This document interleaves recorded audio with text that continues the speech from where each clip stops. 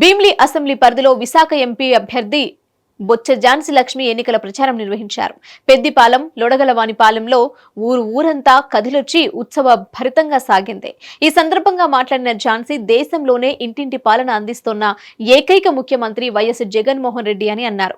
విశాఖ పరిపాలనా రాజధాని అయితే అత్యధికంగా లాభపడేది భీమిలి ప్రజలేనని చెప్పారు. చంద్రబాబు పాలనలో లాభపడింది కార్యకర్తలు మాత్రమేనని, గతంలో 14 ఏళ్లు మోసకారి తనంతో పాలించిన ఆయన మళ్లీ మోసపు మాటలు చెప్తున్నారని విమర్శించారు. ముత్తంశెట్టి శ్రీనివాసరావు నిత్యం ప్రజలకు అందుబాటులో ఉండి గ్రామాల రూపురేఖలను మార్చారని ఆమె ప్రశంసించారు. భీమిలి వైసీపీ ఎమ్మెల్యే అభ్యర్థి ముత్తంశెట్టి శ్రీనివాసరావు మాట్లాడుతూ గత 5 ఏళ్లలో 25 కోట్ల రూపాయల విలువైన అభివృద్ధి పనులు చేశామని, మరో 25 కోట్ల రూపాయల విలువైన ఇళ్ల స్థలాల పట్టాలు ఇచ్చామన్నారు. ఒక్క పైసా అవినీతి లేకుండా ఈ పనులు చేశామని గ్రామస్తుల ముందు సగర్వంగా ప్రకటిస్తున్నానని చెప్పుకొచ్చారు. ఈ సందర్భంగా లొడగలవానిపాలెంలో 50 కుటుంబాలు వైసీపీలో చేరారు. కాగా ఝాన్సీ లక్ష్మి పుట్టినరోజు సందర్భంగా పార్టీ కార్యకర్తల మధ్య కేకును కట్ చేశారు. అలా జిల్లా పరిషత్ చైర్పర్సన్ గా పనిచేశారు. మరి ఆవిడ విశాఖపట్నం పార్లమెంట్ సభ్యురాలు అయితే మన విశాఖపట్నం సమస్యలన్నీ కూడా మన ఢిల్లీలో మనందరూ ప్రతినిధిగా ఉండి వినిపిస్తారని జగన్ గారే స్వయంగా సెలెక్ట్ చేసి పంపించారు. మరి ఆవిడ కూడా మీ అందరూ ఒక్కసారి తప్పట్ల ద్వారా మరి ఆవిడ అభ్యర్థిత్వాన్ని నాయకత్వాన్ని మీరు బలపరచాలని మీ అందరూ కూడా విజ్ఞప్తి చేస్తూ, ఎందుకంటే సత్యబాబు అన్నయ్య గారు మీ అందరూ తెలుసు. మరి ఆయన ఎలాంటి నాయకుడు కూడా మీ అందరూ తెలుసు. అక్కడ లైట్ కూడా వచ్చింది చూడండి. మరి మన అందరికీ ఏదైనా సమస్య ఉంటే మనం వెళ్ళాల్సిన అవసరం లేదు. ఆయన ఎక్కడున్నా, విజయవాడలో ఉన్నా, విజయనగరంలో ఉన్నా, ఎక్కడున్నా మనం ఫోన్ కాల్ చేస్తే చాలు, వెంటనే స్పందించి మన పనులు చేసే వ్యక్తి బొత్స సత్యబాబు గారు. మరి ఇవిడి మీద పోటీ చేస్తున్న అభ్యర్థి ఎవరో మళ్ళీ తీసుకొని మేము కొనసాగిస్తామని చెప్తున్నారు. వాళ్ళకి అలవాటు ఏరు దాటి వెంటనే తప్పు తగిలేసేయడం వాళ్ళకి అలవాటు. మళ్ళా తస్మాత్ జాగ్రత్త, అలాంటి వాటిలో పొరపాటును పడ్డామంటే మన అభివృద్ధి మనమే గుర్తు చేసుకునే వాళ్ళం అవుతాం. దయచేసి అటువంటి దానికి తావివ్వకుండా మరి మనందరం కూడా ఆలోచన చేయాల్సిన అవసరం ఉంది.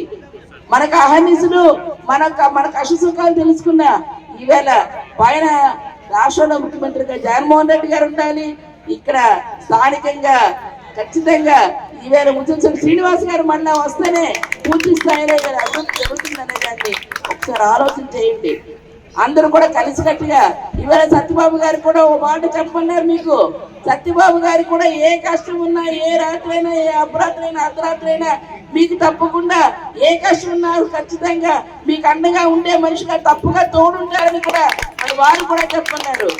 మరి నేను మీ ఆడపడుచుగా ఏదైతే ఈ ప్రాంతంలోని ప్రత్యేకించి మన పోర్టులు లాంటివి కూడా వేళ శాటిలైట్ పోర్టులుగా తీర్చిదిద్దే కార్యక్రమం కూడా వీళ్ళ సెంట్రల్ గవర్నమెంట్ లో చేస్తే ఇంకా దాన్ని ఉపాధి అవకాశాలు కూడా మెండుగా చేసుకొని ఈ ప్రాంతానికి కావాల్సిన ఇంకా ఈ రోజు దాని మీద జీవనం ఉండే వాళ్ళందరికీ మనం ఈవేళ జవాబుదారితనంగా ఉండే అవకాశం ఉంది.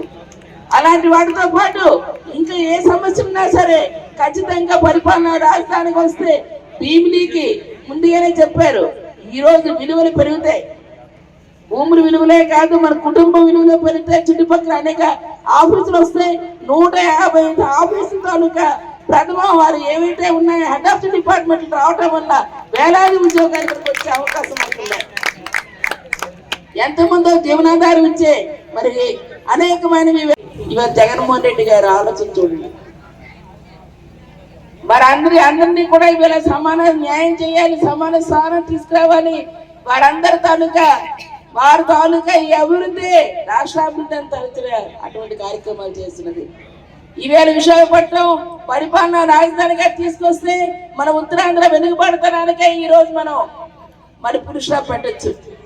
ఖచ్చితంగా వీళ్ళు పరిపాలన రాజధాని ఇస్తారని ముఖ్యమంత్రి గారు దాన్ని తీసుకొస్తా ఉన్న దానికి మరి ఎన్నో ప్రతిపక్షాలు అడ్డుపెట్టి రేపు రానున్న రోజుల్లో మొన్న ముఖ్యమంత్రిగా జగన్మోహన్ రెడ్డి గారిని ప్రమాణ స్వీకారం కూడా విశాఖపట్నం తీసుకొచ్చి పరిపాలన రాజధానిగా తీసుకొస్తేనే మన పిల్లల భవిష్యత్తు ఉంటుందనే దాన్ని కూడా మనం అందరూ కూడా గమనించాల్సిన అవసరం. దయచేసి ఆలోచన చేయండి. ఎవరు మనకు అందుబాటులో ఉండే వ్యక్తులు, ఎవరు మనకి ఈరోజు ఎన్నికలప్పుడే వస్తారు, మళ్ళీ ఎన్నికలైన వెంటనే మళ్ళీ మన మొక్కలే కనబడవు.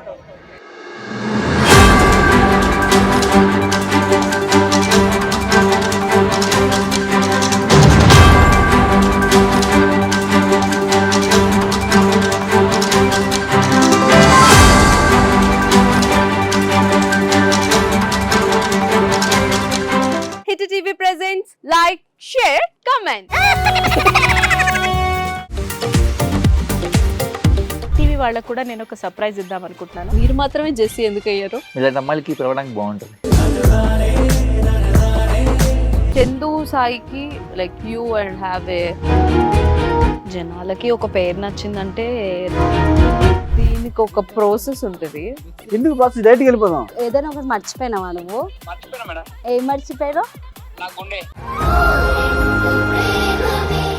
ఏదో ఆ టైంకి మన సుడి బాగుంటే ఎవరన్నా చూపిస్తే రాయగలం కానీ డోర్ టు డోర్ సేల్స్ చేసేవాళ్ళు. శారీ వస్తుంది, శారీలో వెనకాల కట్టుకుని